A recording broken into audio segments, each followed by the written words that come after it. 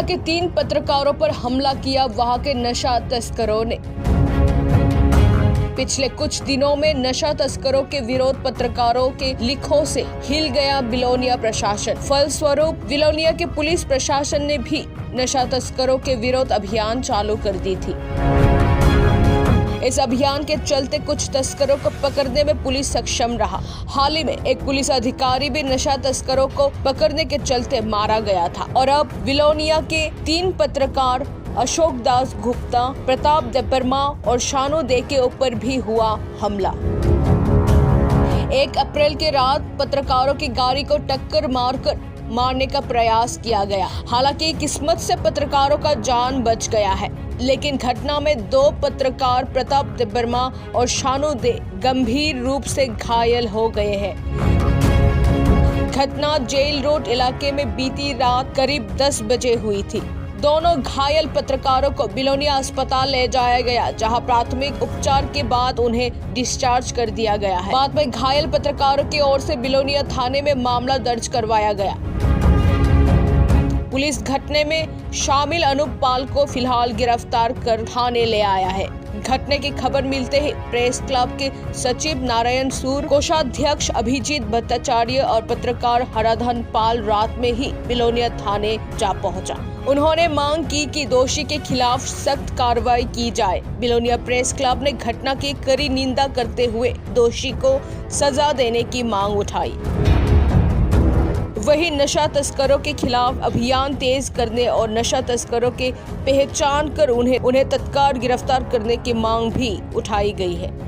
आतेलो दुगा आছিলে অকন ইনা লাগিছে না খালি আতেলো আতেলো বেলা কইছি আমি কি তোরা খালি আতেলো এই লো না তুমি লো না আতেলো না খালি তো আতেলো এটা এটা লো না তুমি হাতেলো তুমি হালাইতেছো কি মানবে কোন কি মানবে তুমি হালাইতেছো কি লাগা কি সান নাম না কিছু নাই তো মানবে তুমি হালাইতেছো সামনে সান না কিতে আসেনি হলো।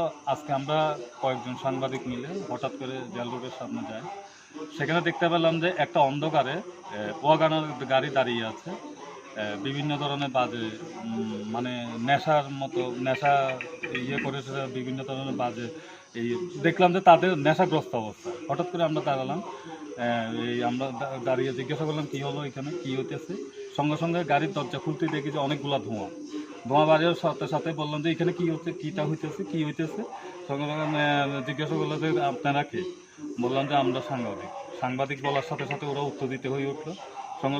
আমরা গাড়িতে বিভিন্ন ওর পকেটে চেকিং করতে লাগলাম, দেখলাম যে অনেকগুলো ডাক্সে কোটা আছে, খালি কোটা না, অনেকগুলো পুরানো কোটা আছে, যেটা 6টার মধ্যে 6-7টার মতোই দেখছি। হিরোইন জাতীয় টাইপের হিরোইনই দেখলাম। সে আস্তে আস্তে আমাদের দেখার লগে লগে সে মানিব্যাগ থেকে ফালাইতেছে, কোন পকেটের থেকে খুললে ফালাইয়া দিতেছে। হ্যাঁ, আর একটা 10 টাকার নোটও পেলাম, যেটা দিয়ে ওরা টানছিল। যে 10 টাকার নোটও ওরা ড্রেনের মধ্যে ফেলে দিল। সঙ্গে সঙ্গে আমরা বললাম যে কি হয়েছে, ও তারা সাংবাদিক হয়েছে, কি হয়েছে, তোরা সাংবাদিক বাজে ব্যবহার বা মাসলাইক ল্যাঙ্গুয়েজ ইউজ করা আরম্ভ করছে।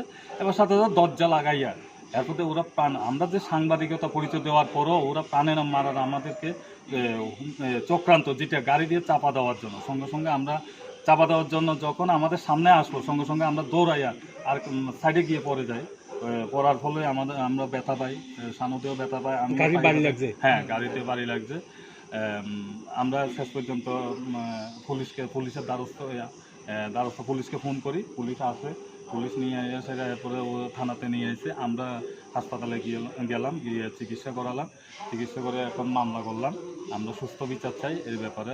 যারা ড্রাগস বিক্রেতা, যারা ড্রাগস খেয়ে আমাদেরকে প্রাণে মারার চেষ্টা বা যুব সমাজটাকে ধ্বংস করে দিতে চাইতেছে, এর বিরুদ্ধে যাতে সবাই সোচ্চার হয়। এবং মনে করেন যে বিগত কিছুদিন ধরে যে বিলোনিয়া থানা এবং প্রশাসন বিভিন্নভাবে ড্রাগসের উপর অভিযান চালিয়ে যাচ্ছেন, বিভিন্ন ড্রাগস কারবারিদের আটক করছেন, এই হিসাবে সাংবাদিকদের দেখে, বিভিন্ন খবরাখবর দেখে তারা এই উদ্যোগ নিচ্ছে বলে আপনার মনে হয়? হ্যাঁ, এটা হতে পারে। আমরা তো বিভিন্ন সময়ে বিভিন্ন ড্রাগসের বিরুদ্ধে আমরা লিখেছি, পত্রপত্রিকাও লিখেছি।